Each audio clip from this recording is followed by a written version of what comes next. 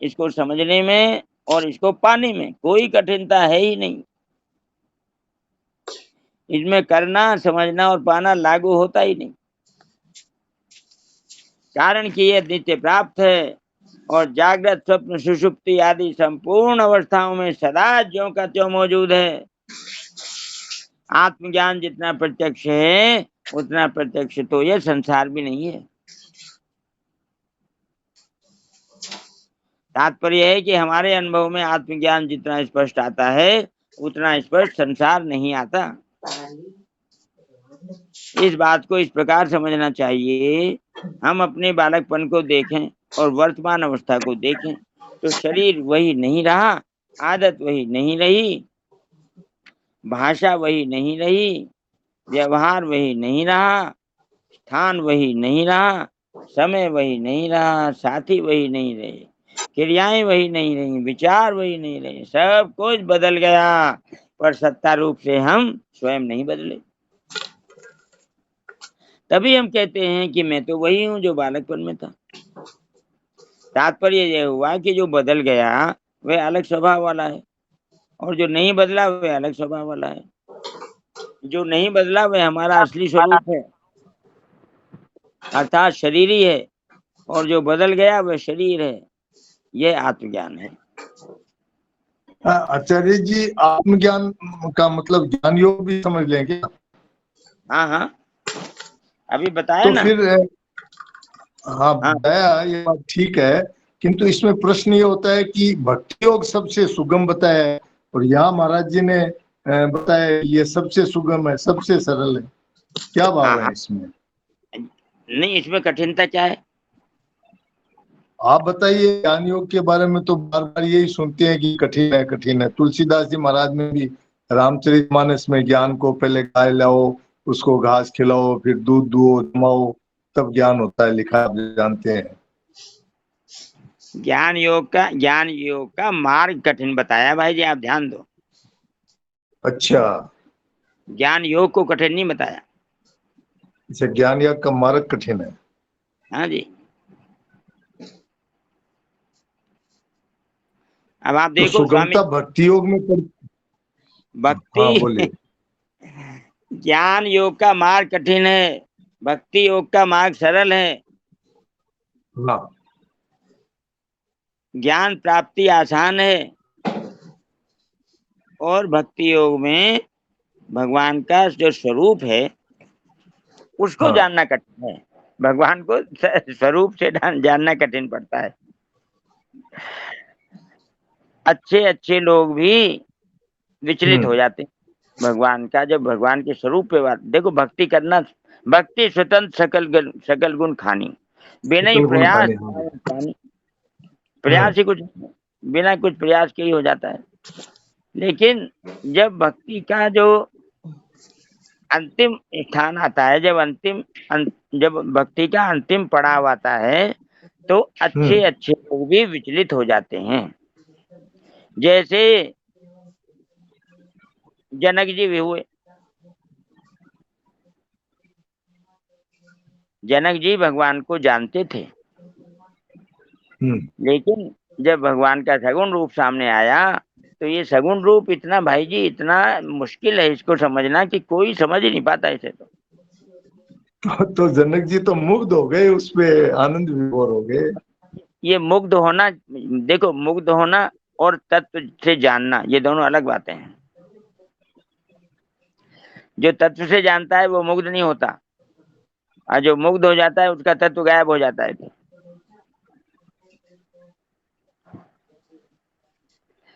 भक्ति में आकर्षण है, भगवान के रूप में आकर्षण है।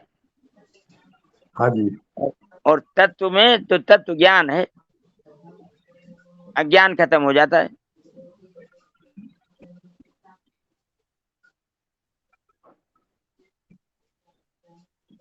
मैंने आपको एक बार बताया था, विनय पत्रिका में एक पद है जिसमें कहा है, भक्ति करत अति कठिनाई। हाँ, आपने बताया था। ये थोड़ा अगर अभी हो विनय पत्रिका तो दोबारा सुनाइए। अब मुझे याद नहीं आ रहा वो पद कौन सा था, देख के बताऊंगा। कोई बात नहीं। हाँ, फिर कभी याद आए तो बताइए। भक्ति करने में कठिनाई है,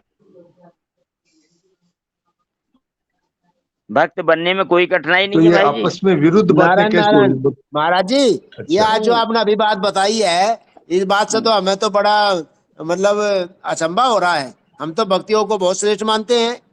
देखो सुनो, थोड़ा सा इसका श्रेष्ठ, खुलासा करो आप। नारायण नारायण। अरे भक्त बनने में कोई कठिनाई नहीं है, भक्त बनना बड़ा सरल है, अच्छा। ज्ञानी बनना बड़ा कठिन है।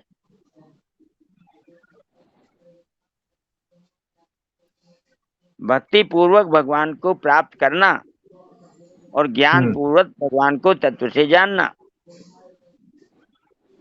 ये दो मार्ग अलग अलग हैं। ठीक है, इसमें सरल कौन सा है? सरल तो ज्ञान वाला ही है। अच्छा। अरे बता तो रहे हैं, भगवान तत्व से जानना कितना आसान है। तो कह रहे हैं महाराज जी, वो कलेश्वर देखते थे साहब, वो क्या आ गया? वो कैसे कहा गया फिर? वो किसको लेके कहा गया है?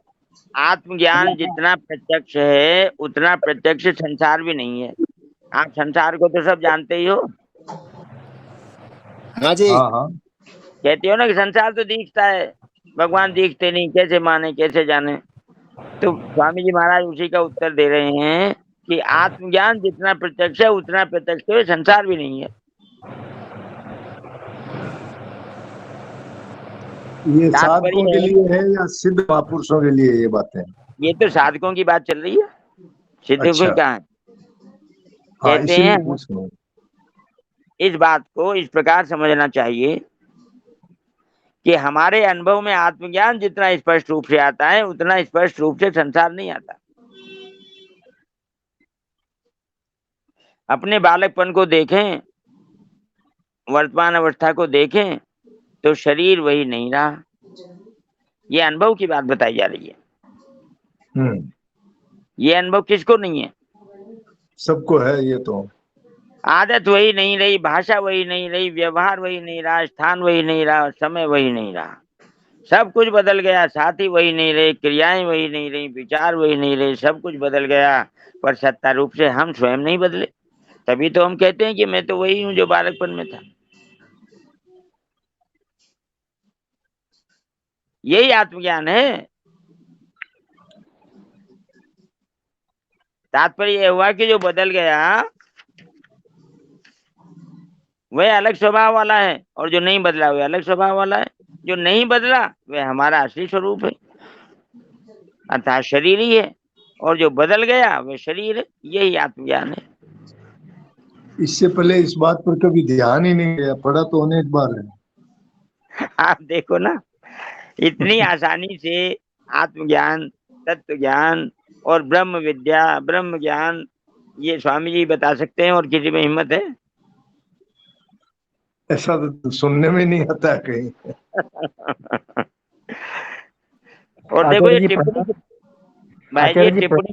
हाँ, हाँ दाइमा जी बोल रहे हैं। दाइमा जी बोलिए, आपकी जरूरत है अभी। बोलिए आज भैया। मैं ये बोल रहा था, ये जो 12वें अध्याय में 5वें श्लोक में भगवान ने कहा है ना, क्लेशोधिकतरस्ते तेषाम अव्यक्तासक्त चेतसाम अव्यक्ता हाँ ही गतिम दुखम देह अवधिर्वाप्यते। हाँ। तो यहाँ इस श्लोक में तो भगवान ने इसमें तो क्लेश बताया है, इसमें मतलब अब ज्ञान। क्लेश उनको बताया है जो देहधारी हैं, जो देह को अपना मानते हैं, उनके लिए ये ज्ञान मुश्किल पड़ता है, क्योंकि वहां तो देह को हटाना पड़ता है और यहाँ देह को अपना मान रखा है। तो ये क्लेश आता है ना बीच में, ये मुश्किल पड़ती है, ये क्लेश है। प्रणाम महाराज जी। ये राम के उत्तरकांड में आया है कि ज्ञान नहीं भक्त ही नहीं कछु भेदा। हाँ बिल्कुल, तो इसको वहां भी कैसे ये बात, करेंगे? स्पष्ट वहां भी कीजिए। ये बात आई। कोई भेद नहीं है, लेकिन ज्ञान का जो पंथ है वो मुश्किल है और भक्ति का पंथ आसान है। भक्ति सब कर सकते हैं, ज्ञान पे चलना हर एक के बस का नहीं है। तीव्र वैराग्य चाहिए, उच्च कोटि का वैराग्य चाहिए, तब ज्ञान के मार्ग पे चला जाता है। जी जी, बिल्कुल ठीक कहा आपने। ज्ञान का मार्ग वास्तव में बहुत कठिन है दोस्तों। उसमें इस पर कठिनता चलना। वैराग्य की है, वैराग्य जी। की कठिनता है, और कोई कठिनता नहीं है। हाँ। आचार्य जी, इसको थोड़ा सरलता से बताइए। जैसे यहाँ आया है कि आध्यात्म विद्या, आत्मज्ञान, और ये सबसे सरल है, और उधर उसका मार्ग आप कठिन बता रहे हैं। भक्ति योग नहीं, सुगम बताया है, उसका मार्ग आप थोड़ा कठिन बता रहे हैं, ये क्या है? अलग समझ में नहीं आई अलग बात। अलग अलग अलग शास्त्रों की अलग अलग बातें हैं भाई जी। स्वामी जी महाराज कहते हैं तत्व ज्ञान अभी तत्काल होने वाली चीज है, कहते हैं कि नहीं बताओ? हाँ कहते हैं, हाँ कहते हैं। देर का काम नहीं है, अभी तत्काल, अभी अभी चुटकी बजा के कहते हैं इसी समय अभी होगा। बहुत महत्वपूर्ण बात है। आचार्य जी प्रणाम। जी जी राम। जैसे ज्ञानी नाम अग्रगण्यम, श्री हनुमान जी बहुत बड़े ज्ञानी, लेकिन हाँ। भक्त शिरोमणि थे। अब वो ज्ञानी बड़े हैं या भक्त बड़े हैं, कौन बताएगा? जी हनुमान जी हनुमान हनुमान जी बड़े ज्ञानी है, बड़े भक्त हैं? जो बहुत बड़ा ज्ञानी है वही बड़ा भक्त होगा भगवान का। हनुमान जी बहुत बड़े भक्त हैं। प्रणाम आचार्य जी, प्रणाम। तो हाँ। हनुमान जी भक्त हैं इसलिए तो ज्ञानवान है। भक्ति में तो सब आ जाता है ना, जो भक्त है उसको सब ज्ञान सब दे देते हैं, बुद्धि योग सब दे देते हैं, ज्ञान दे देते हैं। तो हनुमान जी महाराज तो भगवान की अनन्य भक्त हैं। तो जो जो भक्त है उसको सब कुछ मिल जाता है, ऐसा आपने बताया भी है देखो, गीता में। जो खास बात है ना, ज्ञान में और भक्ति में जो अंतर है वो समझ लीजिए कि ज्ञानी को मोह हो जाता है, भक्त को मोह नहीं होता। ये बात एकदम ठीक है, हाँ बिल्कुल ठीक है ये। बस इतना ही अंतर है और कोई अंतर नहीं है। गरुड़ महाज्ञानी थे, उनको मोह हुआ। हाँ, उदाहरण एकदम ठीक बैठा। ज्ञान काभुषुंडी कोई ज्ञानी व्यानी नहीं है, भक्त है बस, उनको मोह हुआ ही नहीं। नारद जी बल्कि को आचार्य जी, नारद जी को भी मोह। बल्कि सबका मोह दूर करने वाले हैं काभुषुंडी जी। श्री सुखदेव मुनि जी भी तो बहुत बड़े वैराग्य में रहे हैं, तो ज्ञानी थे लेकिन भक्त थे भगवान के। राम राम। आचार्य जी, गरुड़ जी भक्त में नहीं आएंगे, वो तो भगवान के साथ ही रहते थे। देखो, जो भक्त होता है उसको मोह नहीं होता है, कसौटी है। अभी पीछे ये जड़ बात भरत की बात चली थी। तो मोहन भाई जी ने कहा था ये तो हम भागवत देख के बताएंगे, भागवत में पढ़ के बताएंगे, आज तक नहीं बताया। आचार्य जी वो तो भागवत के मैंने वो उसी टाइम पढ़ लिया था। हाँ तो उसमें सबसे पहले आया है कि वो सबसे श्रेष्ठ भगत है वो हाँ भरत जी, भागवत जी में ऐसा लिखा है। हाँ, अध्याय शुरू होते ऐसा लिखा है। ठीक है। तो अब क्या बताऊं इसका, बताइए। अब 7वें अध्याय का 3रा श्लोक बोल दीजिए जरा। मनुष्याणाम सहस्रेषु कश्चिद् यतति सिद्धये यतामपि सिद्धानाम कश्चिन् मां वेत्ति क्वेश्चन तत्त्वतः। मांगेती तत्वतः, हाँ बिल्कुल। इस श्रेणी में चले गए वो भक्त तो थे। बाकी ये सब रहस्य की बातें हैं, आप हमको खोल के बताइए, नहीं तो इसका अर्थ हम लोगों को समझ में ठीक से नहीं आता है। आचार्य जी, अर्थ में बता दीजिए जो आपने बताया, अभी जो बताया आपने उसका अर्थ। भगवान की तरफ चलने वाले बहुत होते हैं, लेकिन पहुंचने वाला कोई एक होता है। और उन पहुंचने वालों में भी भगवान को तत्व से जानने वाला कोई बिरला ही होता है। यही है भक्ति की कठिनता, और क्या कठिनता है? आचार्य जी, जो 12 महाजन हुए वो तो सब भक्त थे ना? भक्त तो बहुत हुए हैं, भक्तों की कमी थोड़ी है। 12 महाजनों में से जो आते हैं वो तो ज्ञान नाम के नहीं थे, सब भक्त थे शायद। नाम बोलिए, नाम। आचार्य जी, नारद जी हो गए, प्रहलाद जी महाराज हो गए, और विदुर प्रहलाद, जी हो नारद, गए, सब पराशर, तो। संदीप, व्यास, अम्बरीश, शुक, शौनक, भीष्म, पार्वती, रुक्मा, गंधार्जुन, विभीषण, विषाणुदीन, पुण्यानि इमान परम भागवता नमामि। ये जो परम भागवत है इनकी बात कर रही हैं।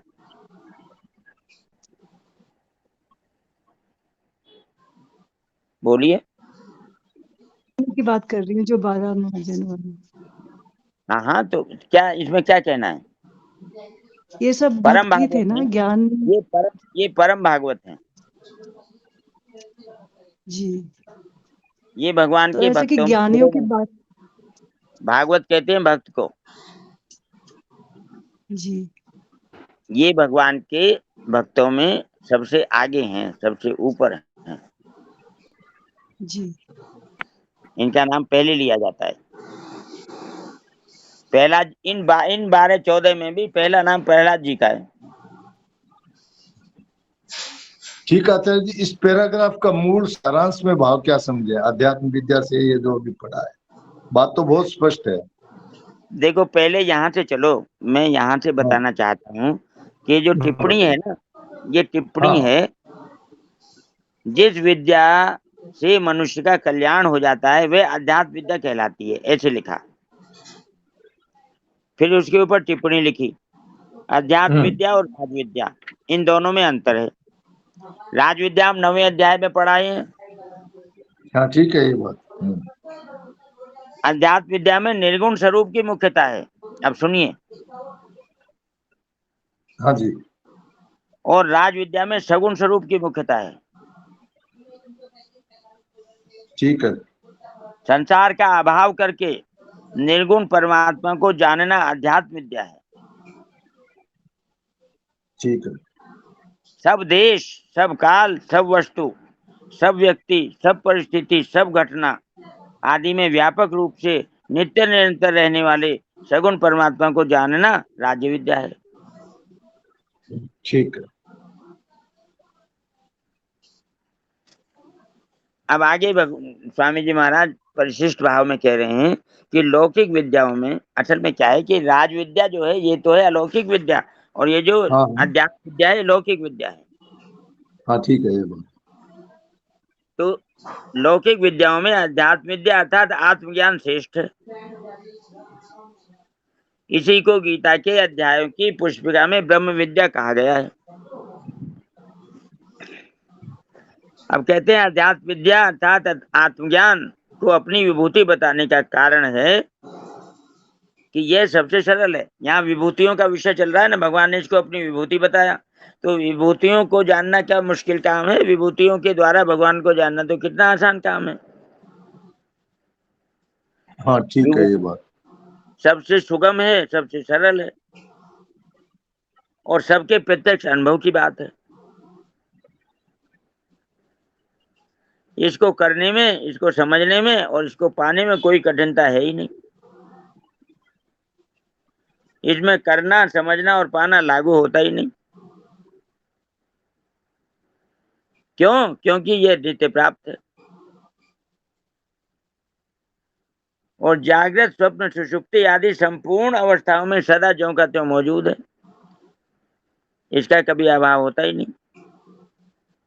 आत्मज्ञान जितना प्रत्यक्ष है उतना प्रत्यक्ष तो ये संसार भी नहीं है। तात्पर्य है कि हमारे अनुभव में आत्मज्ञान जितना स्पष्ट आता है उतना स्पष्ट संसार नहीं आता। इस बात को इस प्रकार समझना चाहिए कि हम अपने बालकपन को देखें और वर्तमान अवस्था को देखें तो शरीर वही नहीं, आदत वही नहीं, भाषा वही नहीं, व्यवहार वही नहीं, स्थान वही नहीं, समय वही नहीं, साथी वही नहीं, क्रियाएं वही नहीं, विचार वही नहीं, सब कुछ बदल गया पर सत्ता रूप से हम स्वयं नहीं बदले। तभी हम कहते हैं कि मैं तो वही हूँ जो बालकपन में था। तात्पर्य यह हुआ कि जो बदल गया वह अलग स्वभाव वाला है और जो नहीं बदला वह अलग स्वभाव वाला है। जो नहीं बदला वह हमारा असली स्वरूप है अर्थात शरीरी है, और जो बदल गया वह शरीर है, यह आत्मज्ञान है। तो दूसरे अध्याय के 11 से 30 तक के श्लोकों को यहाँ पे स्वामी जी महाराज ने जोड़ दिया। शरीर शरीरी को समझना कौन सी मुश्किल है?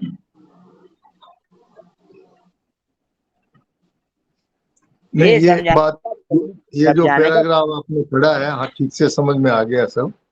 भाई जी, ये हाँ जी। समझाने का तरीका आसान है। इसमें आसानी केवल समझाने के तरीके की है, आप ये समझो। अच्छा अच्छा। स्वामी जी ने जितने आसान तरीके से बताया है ऐसा अन्यत्र कहीं उपलब्ध नहीं होता। तो स्वामी जी ने ये भी तो लिखा है कि इसको करने में, समझने में और पाने में कोई कठिनता है ही नहीं। उदाहरण के द्वारा बता दिया ना।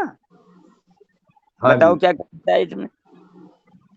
अगर वो केवल केवल ऐसा ही कहते और उदाहरण न देते तो भी इस बात कहते हाँ जी ऐसा कैसे हो सकता है, लेकिन बताया कि ऐसा ऐसे हो सकता है। स्वामी जी महाराज ने इसके बारे में ये भी लिखा है 16वें श्लोक में, नास्तो हाँ विद्यते भाव में लिखा है हाँ, कि जी ये 16 अक्षर समस्त वेदों के, पुराणों के और शास्त्रों का निचोड़ है। भाई जी, हमारे स्वामी जी महाराज ज्ञान मार्ग पे चले हैं। उन्होंने ज्ञान हाँ मार्ग को ऐसा कर दिया कि जैसे बच्चा पैदल चलता है ना, इतना आसान कर रखा है उन्होंने इसे। जय हो, बहुत बढ़िया, ठीक बात। ज्ञान मार्ग की कठिनता बिल्कुल स्वामी जी महाराज ने हर जगह इसको कहा है कि इससे आसान कुछ है ही नहीं, हो ही नहीं सकता। और शेठ जैसे जी ने आपने भी पीछे ऐसा पढ़ा कहा। होगा, हमने पीछे पढ़ा था कि अज्ञान को शास्त्र में जहां भी आप पढ़ोगे अज्ञान को हेतु मानते हैं जन्म मरण का। स्वामी जी ने कहा कि राग है हेतु जन्म मरण का। हाँ आया, ये बात आई थी, ठीक बात। तो अब ये जो खोजें हैं स्वामी जी महाराज की, ये इनको कोई ये अकाट्य हैं, लेकिन शास्त्रों में नहीं हाँ मिलती। हाँ हाँ, ठीक बात है, एकदम ठीक। अज्ञान सब जगह अज्ञान को हेतु बताया। इसलिए जोड़ी अज्ञान मिल गई। शेठ जी भी बोलते थे कि ज्ञान का पंथ कृपाण की धारा है। मेरे समझ में नहीं आती है ये बात। अब देखो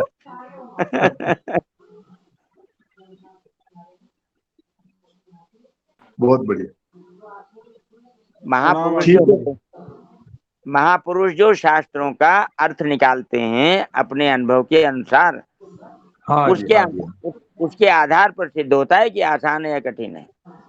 एकदम ठीक है। हाँ, ओम प्रकाश जी, शर्मा जी, आप कुछ पूछ रहे हैं? हाँ, प्रणाम आचार्य जी।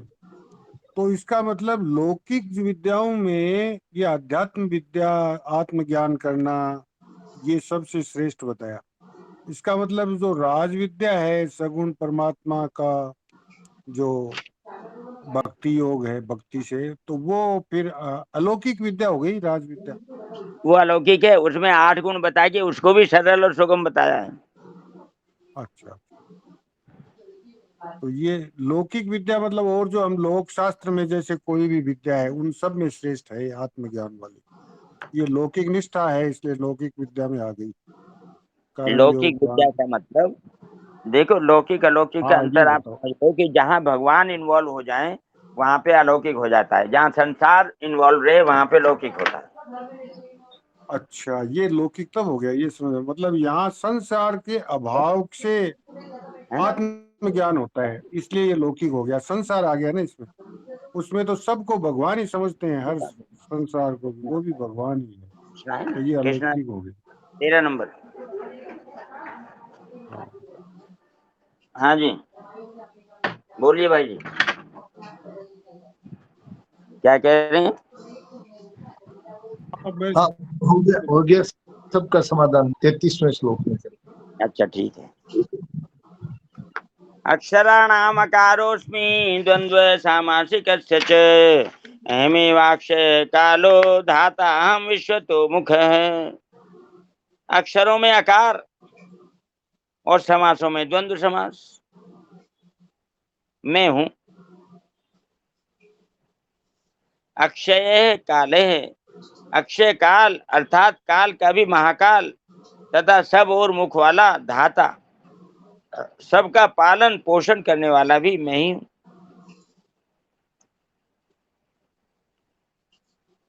व्याख्या में कहते हैं अक्षराणाम अकारोस्मि, वर्णमाला में सर्वप्रथम अकार आता है। हमने पढ़ा था ना, ऐसे अनार, स्वर और व्यंजन दोनों में आकार मुख्य है। आकार के बिना व्यंजनों का उच्चारण नहीं होता, इसलिए आकार को भगवान ने अपनी विभूति बताया है।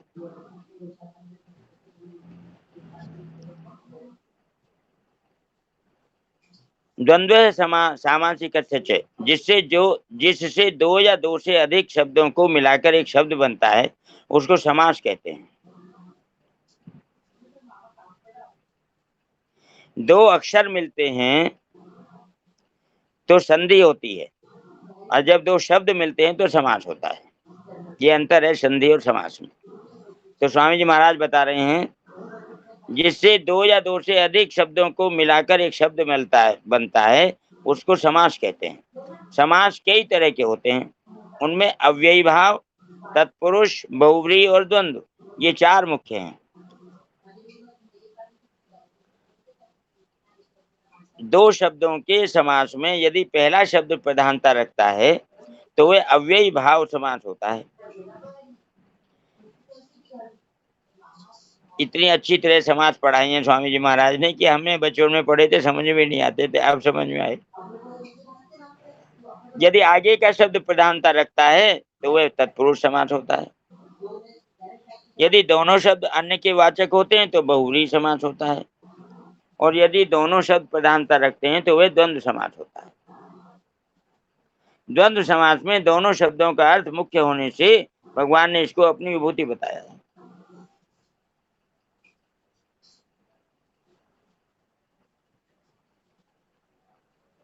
एमे वाक्षय काल है, जिस काल का भी क्षय नहीं होता, जिस काल का कभी क्षय नहीं होता, अर्थात जो कालातीत है और अनादि अनंत रूप है, वह काल भगवान ही है।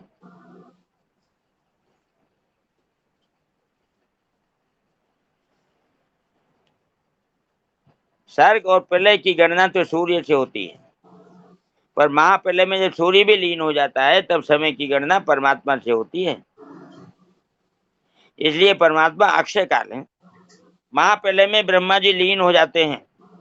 महासर्ग का अर्थात ब्रह्मा जी की आयु का जितना समय होता है उतना ही समय महाप्रलय का होता है। अतः इतने लंबे महाप्रलय के समय की गणना अक्षय काल रूप परमात्मा से ही होती है।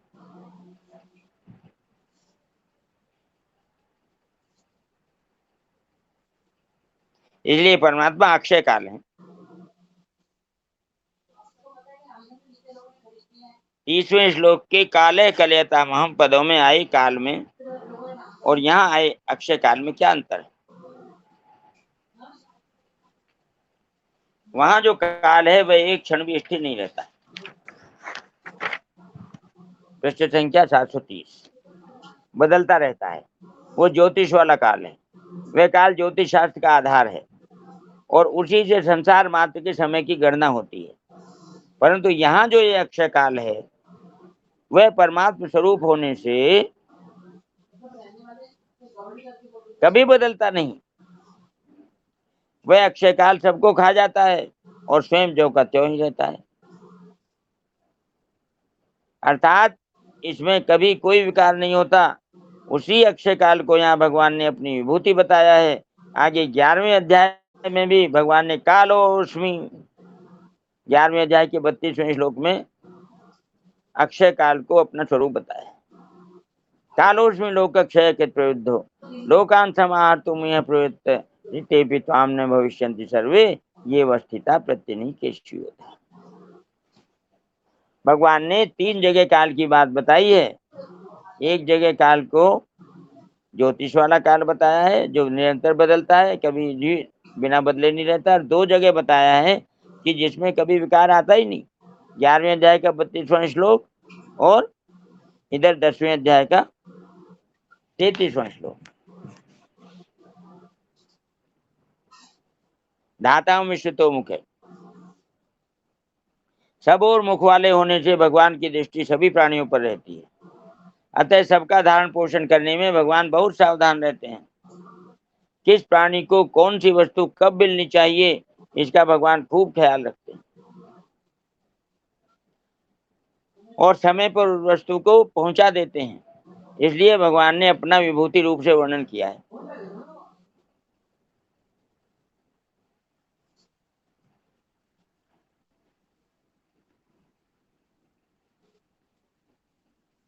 मृत्युः सर्वहरश्चाहमुद्भवश्च भविष्यताम् कीर्तिः श्रीर्वाक्च नारीणां स्मृतिर्मेधाधितिः क्षम।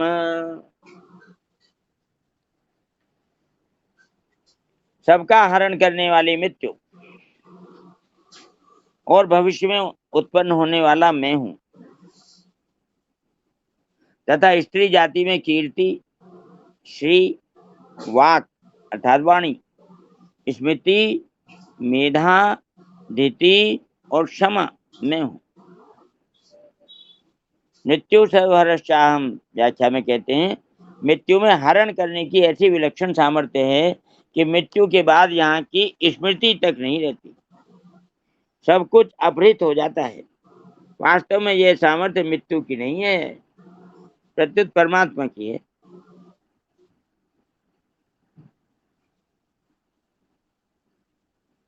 अगर संपूर्ण का हरण करने की, विस्मृत करने की भगवत प्रदत्त सामर्थ्य मृत्यु में न होती तो अपनेपन के संबंध को लेकर जैसी चिंता इस जन्म में मनुष्य को होती है, वैसी ही चिंता पिछले जन्म के संबंध को लेकर भी होती।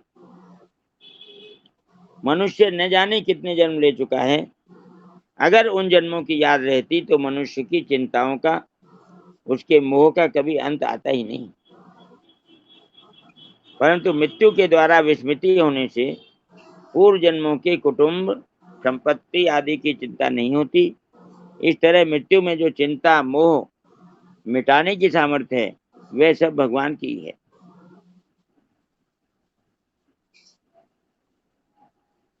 उद्भवश्च भविष्यताम, जैसे पूर्व श्लोक में भगवान ने बताया कि सबका धारण पोषण करने वाला मैं ही हूँ, वैसे यहाँ बताते हैं कि सब उत्पन्न होने वालों की उत्पत्ति का हेतु भी मैं ही हूँ। तात्पर्य है कि संसार की उत्पत्ति, स्थिति और प्रलय करने वाला मैं ही हूँ। कीर्ति, श्री, वाक, नारीणाम, स्मृति, मेधा, धीति, क्षमा। कीर्ति, श्री, वाक, स्मृति, मेधा, धीति और क्षमा, ये सातों संसार भर की स्त्रियों में श्रेष्ठ मानी गई हैं। इनमें से कीर्ति, स्मृति, मेधा, धीति और क्षमा, ये 5 प्रजापति दक्ष की कन्याएं हैं। श्री महर्षि भृगु की कन्या है और वाक ब्रह्मा जी की कन्या है।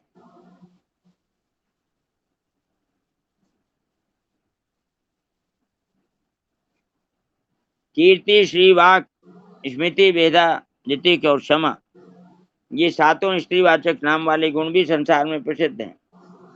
सद्गुणों को लेकर संसार में जो प्रसिद्धि है, प्रतिष्ठा है, उसे कीर्ति कहते हैं। स्थावर और जंगम, ये 2 प्रकार का ऐश्वर्य होता है। जमीन, मकान, धन, संपत्ति आदि स्थावर ऐश्वर्य है, और गाय, भैंस, घोड़ा, ऊंट, हाथी आदि जंगम ऐश्वर्य है। इन दोनों ऐश्वर्यों को श्री कहते हैं। जिस वाणी को धारण करने से संसार में यश, प्रतिष्ठा होती है और जिससे मनुष्य पंडित, विद्वान कहलाता है, उसे वाक कहते हैं। वाक वाणी को कहते हैं। पुरानी सुनी समझी बात की फिर याद आने का नाम स्मृति है। बुद्धि की जो स्थायी रूप से धारण करने की शक्ति है, अर्थात जिस शक्ति से विद्या ठीक तरह से याद रहती है, उस शक्ति का नाम मेधा है। मनुष्य को अपने सिद्धांत, मान्यता आदि पर डटे रखने तथा उससे विचलित न होने देने की शक्ति का नाम धीति है। पृष्ठ संख्या 731। दूसरा कोई बिना कारण अपराध कर दे प्रणाम तो आचार्य अपने जी। हाँ जी, ये जो 7 चीज बताई है, उनको स्त्रीलिंग है इसलिए कहा है क्या कि ये सब स्त्रियों में, संसार भर की स्त्रियों में श्रेष्ठ मानी गई है? इसका मतलब ये स्त्रियों में नहीं, मनुष्य पुरुषों में भी तो हो सकती हैं। क्या इसका थोड़ा अर्थ समझा दीजिए। संसार भर की स्त्रियों में ये 7 चीजें श्रेष्ठ मानी गई है, तो ये तो मनुष्य पुरुषों में भी हो सकती हैं, स्मृति, मेधा, धीति। हाँ, तो जब पुरुषों में होंगी ये, तो ये गुण के रूप में होंगी। अच्छा, स्त्रीलिंग है इसलिए बताई है इनको स्त्रियों में। यहाँ भगवान ने जो विभूति बताई है, ये स्त्री जाति की 7 प्रकार हैं। ये हाँ, ये समझना। स्त्री जाति के हैं ये जरूरी नहीं है कि स्त्रियों में ही हो, पुरुषों में भी हो सकते हैं, स्त्रियों में। बता दिया ना, 5 तो प्रजापति दक्ष की कन्या है, एक महर्षि हाँ, एक भृगु की कन्या है। कन्या है, और एक ब्रह्मा जी की कन्या है, 7 कन्याएं हैं। हाँ, इसलिए ये स्त्रियों में बताया। ठीक है, अब समझ में आ गया। ठीक है, हाँ, चलिए।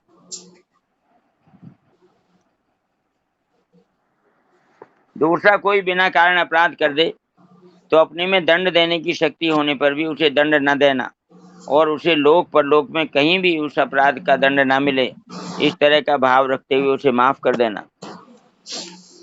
इसका नाम क्षमा है। कीर्ति, श्री और वाक, ये 3 प्राणियों के बाहर प्रकट होने वाली विशेषताएं हैं, तथा स्मृति, मेधा और धृति और क्षमा, ये 4 प्राणियों के भीतर प्रकट होने वाली विशेषताएं हैं। इन 7 विशेषताओं को भगवान ने अपनी विभूति बताया है।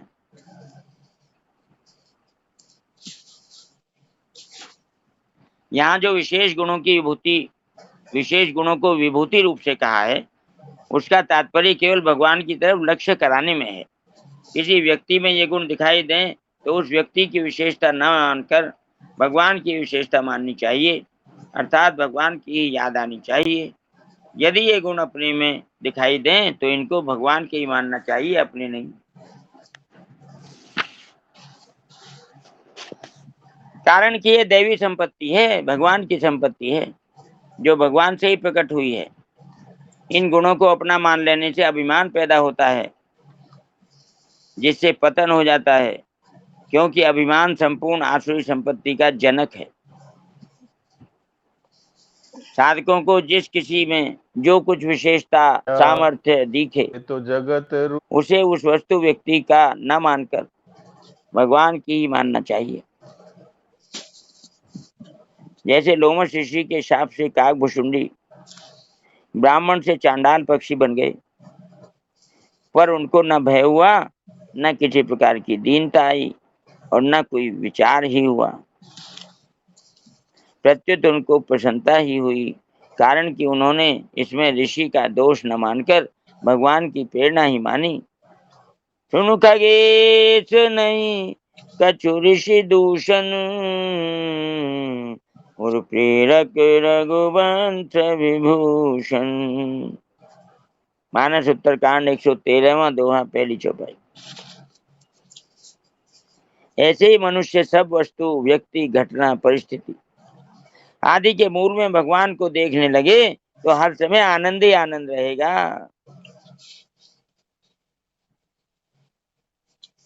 आचार्य जी, आनंद का भंडार खोल दिया स्वामी जी ने।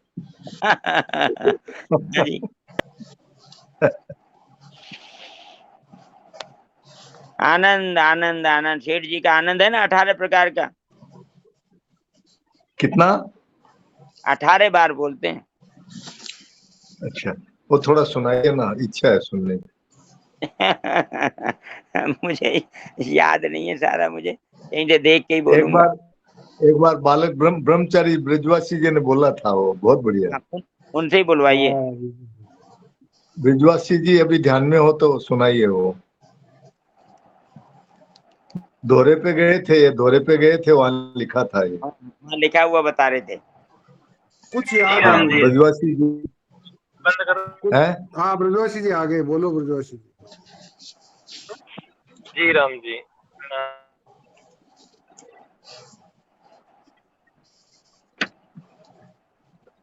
बोलो, म्यूट हो गया। म्यूट हो गया। हाँ ब्रजवासी जी, आवाज आ रही है क्या, या नेट वेट काम नहीं कर रहा है अभी?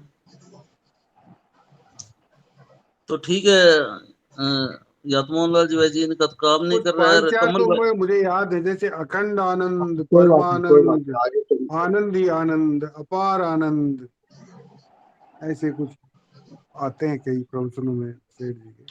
जी राम जी। जी हाँ बोलो ब्रजवासी जी।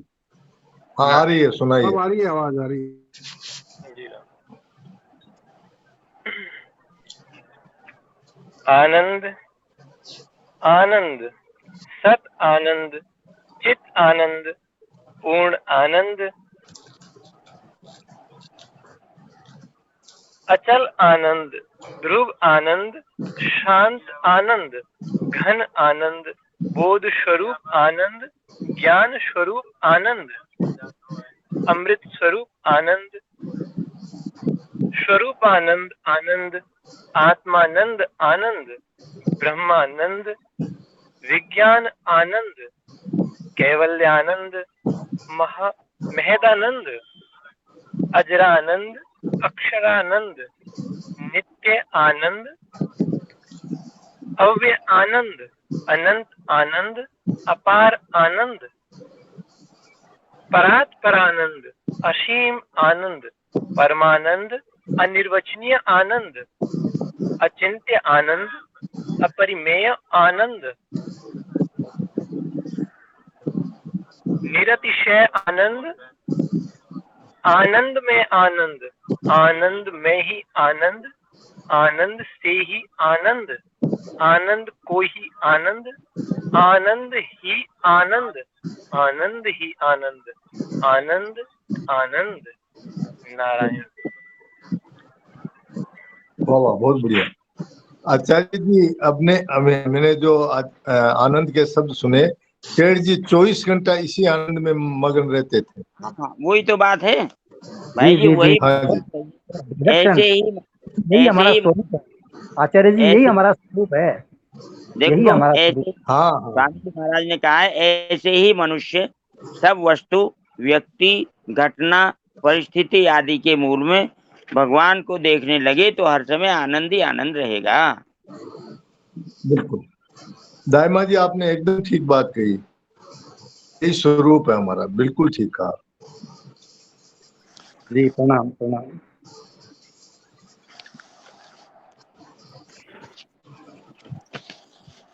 हाँ, नारायण नारायण नारायण। तो अब आचार्य जी अगला श्लोक तो कर लेते हैं, कमल भाई जी जुड़े हुए हैं तो बुलाओ बुलाओ भाई जी, बुलाओ, ये कमल भाई जी बता देंगे। हाँ जी, कमल जी भाई जी म्यूट खोलो। नारायण नारायण नारायण नारायण। सबको प्रणाम महाराज, सबको प्रणाम। तो आप तो आनंद आनंद नित्य आनंद में ही रमण कर रहे हैं। फिर अब क्या, आनंद में भी आनंद, आनंद में ही आनंद, आनंद ही आनंद, आनंद ही आनंद। ये अखंड आनंद है, नित्य आनंद है और अचिंत्य आनंद है, आनंद ही आनंद है। शेठ जी के तो हर एक सत्संग में ये बातें हमारे को सुनने को मिलती है, आनंद ही आनंद, आनंद ही आनंद। चलो ठीक है, नारायण नारायण नारायण। तो क्या अब सुबह वाला प्रार्थना वाला प्रवचन? हाँ, प्रार्थना वाला प्रवचन। आपके अगर कोई मन में बात आई है तो हमें सुनाओ, नहीं मैं तो बोल दूंगा, मेरे तो क्या है, कभी ये नहीं, हमारे को आते नहीं कमल जी, जो सार रूप से जैसे पहले प्रवचन की जैसे सुना है उनको तो है, या नहीं सुना उनको भूमिका बता के बताओ, ताकि प्रवचन का सबको पता लग जाए आज के प्रवचन में ये बात कही गई थी या ये सार। नारायण नारायण। चलो ठीक है। बात तो सुबह आज सत्संग में ये चली, महाराज जी ने कहा कि भगवान की कथा और कीर्तन, ये दो ही इस कलयुग में, इस नाव में बैठकर हम भवसागर से पार हो सकते हैं। ये एक भवसागर पार करने वाली नाव है, भगवान की कथा और भगवान का कीर्तन। अब उसमें कथा में महाराज जी ने कहा कि ये दो तरह की, एक तो कथा में भगवान की लीलाओं का वर्णन होता है, और एक कथा में जो है ऐसी तात्विक बातों का विवेचन होता है। जिसमें ये जो विवेचन होता है ना, इसको तो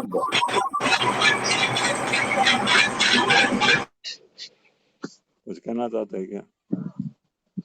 किसी ने म्यूट खोल दिया। अच्छा, तो उसमें तो महाराज ये बता रहे थे कि विवेचन वाला तो कोई साधक जो भगवान की तरफ चलता है और जिसके लालसा है, वो इन बातों को ठीक से समझ पाता है। लेकिन भगवान की लीलाओं का जो वर्णन है वो हर एक आदमी, हर एक के लिए, हर एक प्रत्येक मनुष्य के लिए है। भगवान की लीलाओं का वर्णन जो है सुनने में, वो सब के सब है। इसमें तो अपने को थोड़ा विवेक की जरूरत पड़ती है और साधन में लगा हुआ होना चाहिए, तो वो इन तात्विक बातों को समझ पाएगा। और जो समझ लेता है इस बातों को और जिसके लगन है, वो बहुत जल्दी ही अपनी उन्नति कर लेता है और परमात्मा की प्राप्ति कर लेता है। तो यहाँ कहने का भाव ये था कि ये जो बातें अपन सुनते हैं ना, अभी जैसे आचार्य जी आपको साधक संजीवनी में सुना रहे थे, तो ये बातें यूं अगर थोड़ा विचार पूर्वक अपन इस पर विचार करें तो हमें बहुत जल्दी शीघ्र लाभ हो सकता है हमारे को। इस पर थोड़ा विचार करें तो नहीं, सुनना भी हमारे लिए लाभदायक है ही है, इसमें ये व्यर्थ नहीं जाएगी, लेकिन विचार करेंगे तो बहुत जल्दी लाभ होगा। तो उसमें महाराज ने बताया कि ये जो अभी अवसर मिला है ना, ये हमारे को ये भगवान की बड़ी कृपा से मिला है। ये किसी की योग्यता, किसी का बल, किसी का वैभव, इसका कोई प्रभाव नहीं है, या उसके बल से हम ये प्राप्त कर सकते हैं, ऐसी बात नहीं है। इसमें तो केवल भगवान की कृपा समझनी चाहिए हमारे को। जैसे मनुष्य योनि मिलती है तो वो भगवान की कृपा से मिलती है ना, वैसे ही ये अवसर हमारे को मिल जाते हैं ना, ये बातें सुनने का या भगवान की कथा सुनने का या सत्चर्चा करने का, यही भगवान की कृपा को कृपा ही माननी चाहिए कि भगवान की कृपा से ही मिलता है। आदमी अपनी योग्यता बल आदि से नहीं ले सकता, इसको ऐसे प्राप्त नहीं कर सकता। अब उसमें महाराज जी ने बताया कि भगवान का नाम जो है, तो भगवान के नाम की महिमा बताते महाराज जी ने कहा कि भगवान का नाम हर एक मनुष्य ले सकता है। भगवान का नाम भगवान के नाम की बात बताते महाराज ने बताया कि ये जो अवसर अभी हमारे को, तो भगवान कलयुग में नाम की महिमा विशेष गाई गई है, और भगवान ने भी अपनी सारी शक्ति जो है कलयुग में भगवान अपने नाम में रख दी है। अब उसके नाम की महिमा के बारे में बताया, तो बताया गया भगवान तुलसीदास जी जो राम जी के अनन्य भगत है, वो भी राम जी के बारे में ये लिख देते हैं महाराज के, कहूँ कहाँ मैं नाम बढ़ाई और राम न सके नाम गुण गाई। नाम की महिमा भगवान भी नहीं गा सकते। तो ये नाम की महिमा के बारे में बता रहे थे। उसमें एक बात बताई बहुत बढ़िया, वो थे कि महादेव महादेव महादेव, 3 बार अगर आप महादेव का नाम ले लेते हैं तो पहले महादेव में तो आपकी मुक्ति हो जाती है, और पीछे 2 महादेव का नाम लिया उससे भगवान आपके ऋणी हो जाते हैं।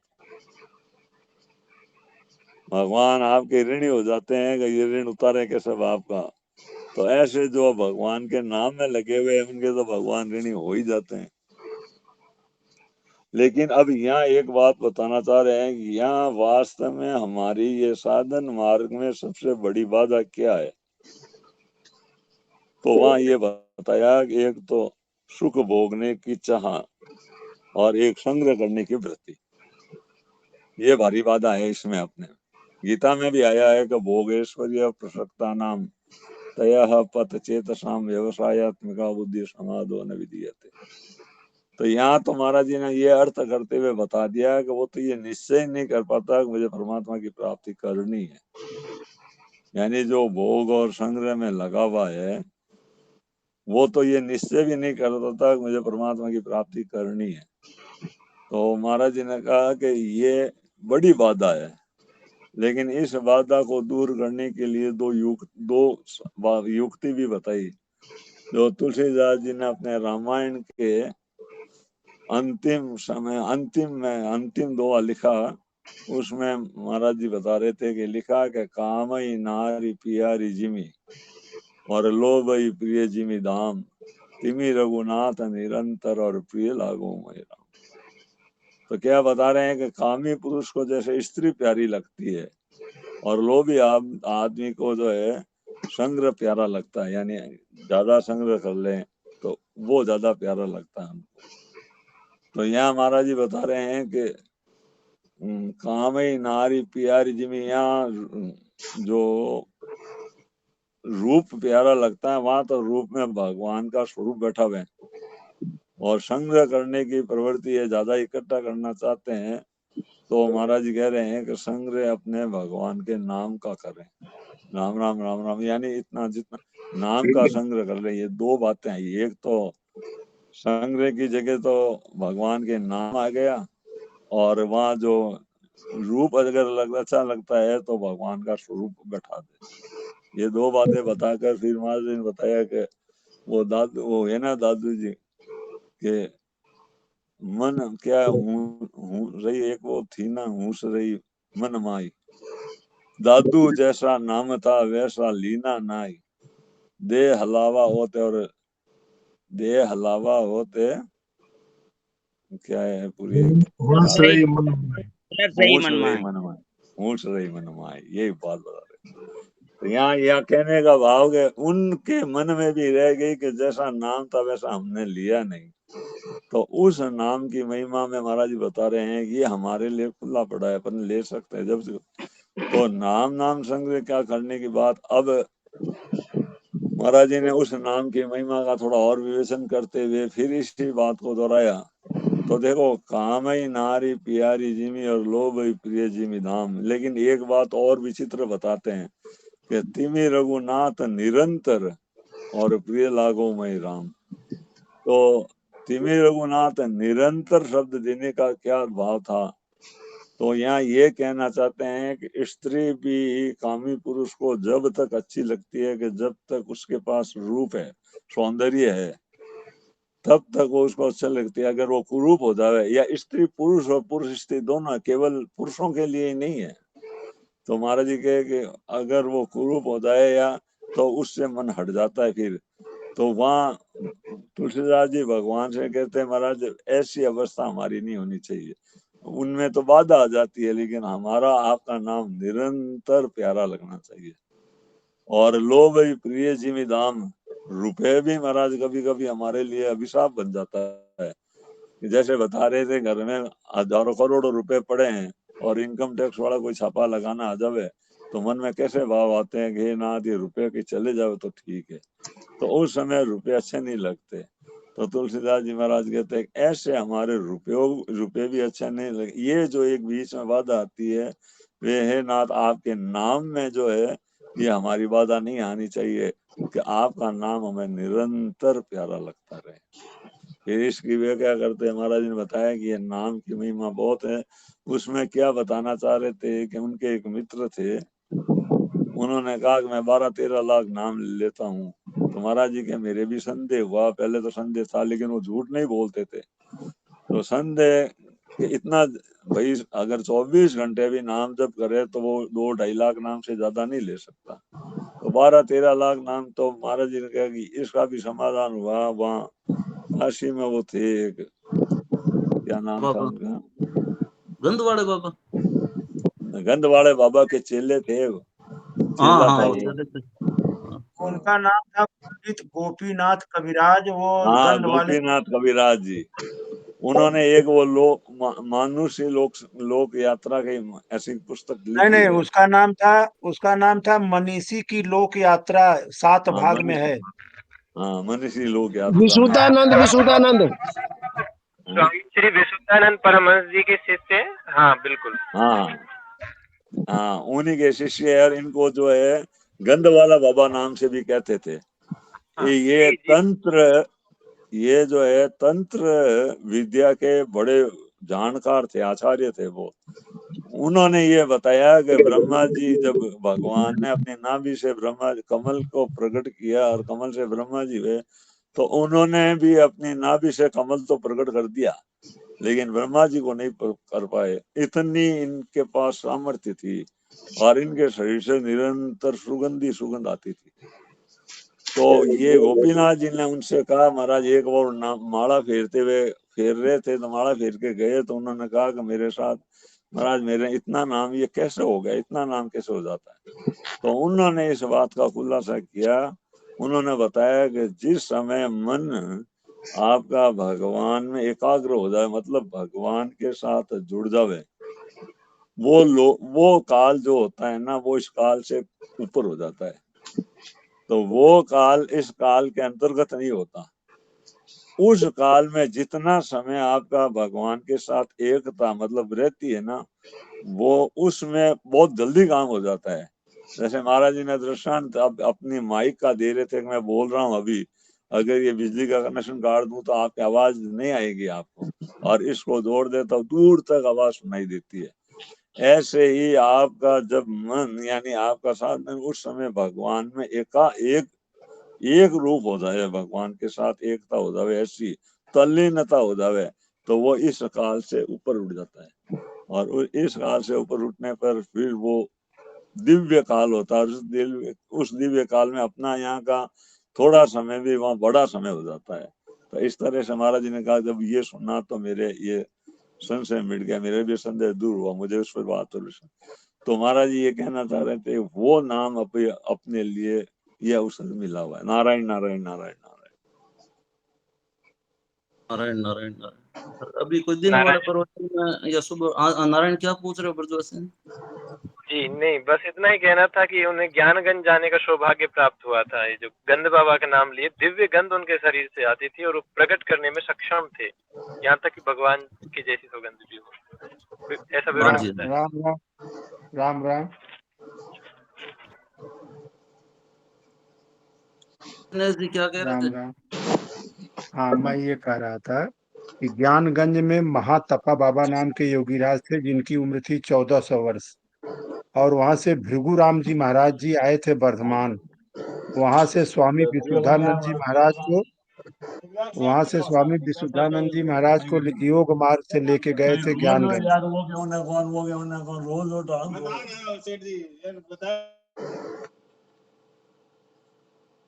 हाँ वो ठीक है, कमल जी वहां से कोई गलती से आवाज आ रही थी। तो अब आप म्यूट खोल लो, बोलना हो तो दिनेश। हाँ हाँ, तो यहाँ से ज्ञानगंज गए थे वर्धमान से। तो भृगुराम जी महाराज पहले उन्हें विंध्याचल ले आए थे, 3 दिन यहाँ रुके थे। फिर यहाँ पे सिद्धि प्राप्त हुई थी भृगुराम जी महाराज को। फिर विशुद्धानंद जी महाराज की 7 साल उम्र थी जिस समय वो ज्ञानगंज ले गए थे। वहां उन्होंने तपस्या की और वाण शिवलिंग प्रकट हुआ वहां से महाराज को। वो शिवलिंग ऐसा था कि जिसको ये अपने मस्तक पे रखते थे, निकाल के पूजा करे और फिर मस्तक को में रख लेते थे। वो बाण शिवलिंग आज भी काशी में नवमुंडी आसन में विराजमान है। 1935 में इन्होंने महाप्रयाण किया है अपने शरीर का। आज भी उनकी मूर्ति जो है एक नाखून एक बाल से स्वयं प्रतिष्ठित की गई है, और नवमुंडी आसन उनका काशी में विराजमान है। वहां पत्थर पे लिखा हुआ है कि जो कोई विशुद्ध चित्त से जप करेगा उसको तत्व की अवश्य प्राप्ति होगी। और ये भारत में 2 स्थान है, एक तो काशी में विशुद्धानंद कानन और दूसरा ज्ञानगंज में महातपा की समाधि पर। तो वो विशुद्धानंद स्वामी थे। सबको प्रणाम, सबको प्रणाम। ये ज्ञानगंज कहाँ पर है? हरिओम। तिब्बत में, तिब्बत में। अच्छा ये तिब्बत में ज्ञानगंज है, जहाँ योगियों का स्थान है, सारे योगी वहाँ रहते हैं। अच्छा, ठीक। जी प्रणाम। हाँ सुरेश। की यात्रा में दर्शन का सौभाग्य मिला है, और वो नौमुंडी सिंहासन का भी उधर विशेष रूप से। अच्छा अच्छा, नहीं भगवान की बहुत कृपा है वहां पे जिनको दर्शन मिले।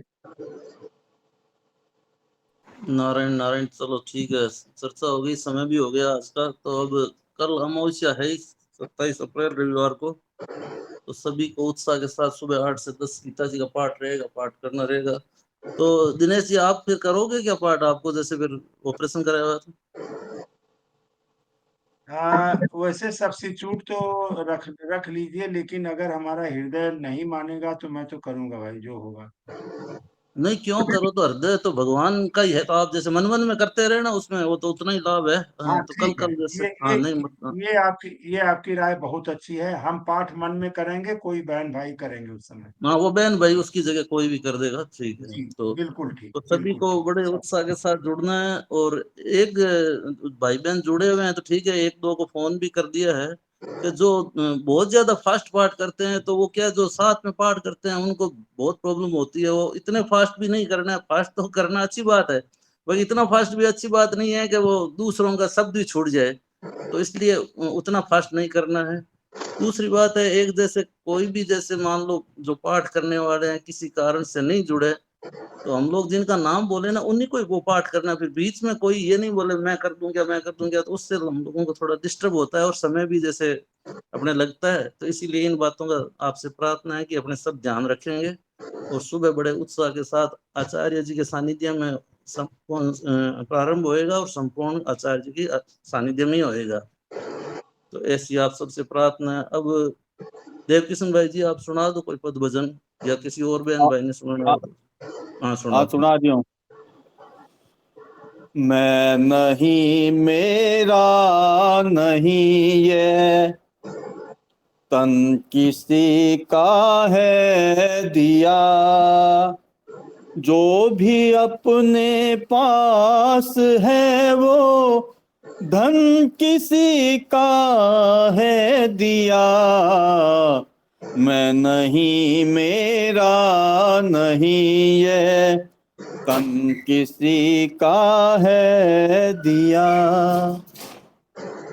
देने वाले ने दिया वह भी दिया किस शान से, देने वाले ने दिया वह भी दिया किस शान से।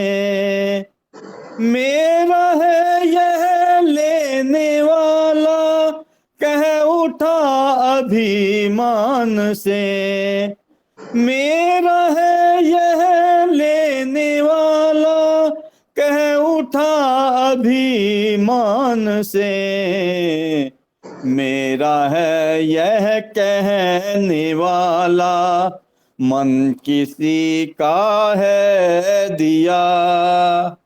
मेरा है यह कहने वाला मन किसी का है दिया। जो भी अपने पास है वो धन किसी का है दिया। मैं नहीं मेरा नहीं यह तन किसी का है दिया। जो मिला है वो हमेशा पास रह सकता नहीं, जो मिला है वो हमेशा पास रह सकता नहीं। कब बिछुड़ जाए ये कोई राज कह सकता नहीं, कब बिछुड़ जाए ये कोई राज कह सकता नहीं। जिंदगानी का खिला मधुबन किसी का है दिया। जिंदगानी का खिला मधुबन किसी का है दिया। जो भी अपने पास है वो धन किसी का है दिया। मैं नहीं मेरा नहीं ये तन किसी का है दिया। जग की सेवा खोज अपनी प्रीति उनसे कीजिए। जग की सेवा खोज अपनी प्रीति उनसे कीजिए। जिंदगी का राज है ये जान कर जी लीजिए। जिंदगी का राज है ये जान कर जी लीजिए। साधना की राह पर साधन किसी का है दिया। साधना की राह पर साधन किसी का है दिया। जो भी अपने पास है वो धन किसी का है दिया, मैं नहीं मेरा नहीं ये तन किसी का है दिया, मैं नहीं मेरा नहीं ये तन किसी का है दिया, जो भी अपने पास है वो धन किसी का है दिया, जो भी अपने पास है वो धन किसी का है दिया, मैं नहीं मेरा नहीं ये तन किसी का है दिया। नारायण नारायण नारायण नारायण। बहुत बढ़िया सुनाया आपने। विभूति योग चल रहा है और आपने भी ये सब मुकुट जी का दिया हुआ, ये भजन सदानंद जी महाराज का है। बहुत सुंदर, बहुत बढ़िया, बहुत ही सुंदर वास्तव में, और अच्छी